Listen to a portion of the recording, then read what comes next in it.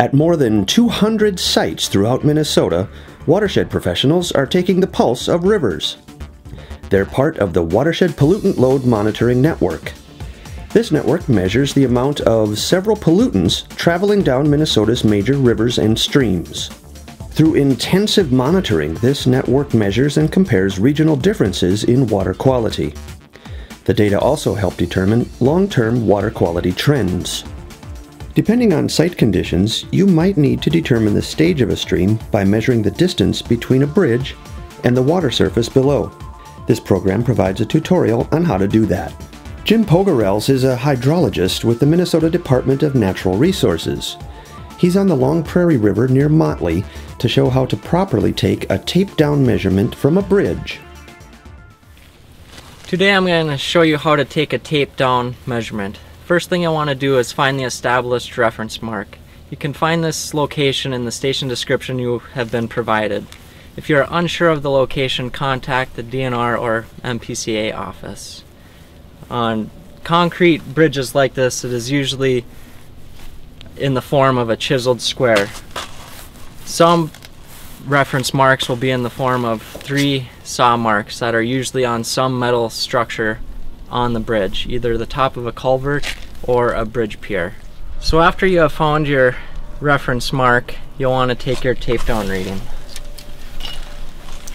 You'll want to first look at it to make sure it's in what condition, what exact location you will be measuring from. This is an example of a bridge that has cracked cement. You'll want to take your measurement from the next closest clean point. In this case, it would be just to the left of the RM. So then you'll wind your tape down till it touches the water surface.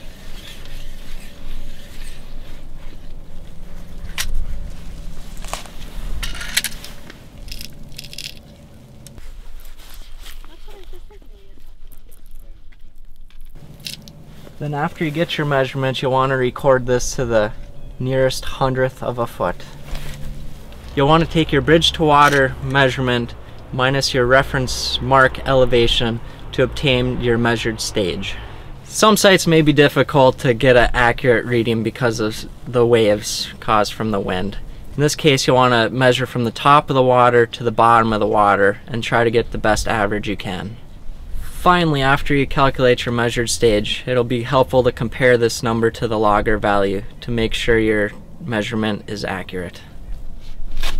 These readings will become part of an extensive database of water quality across Minnesota. Through this network, the MPCA, Metropolitan Council Environmental Services, and local partners collect water quality samples from major rivers. These specialists then compute stream pollutant loads by coupling sampling data with discharge data from the Minnesota Department of Natural Resources and United States Geological Survey.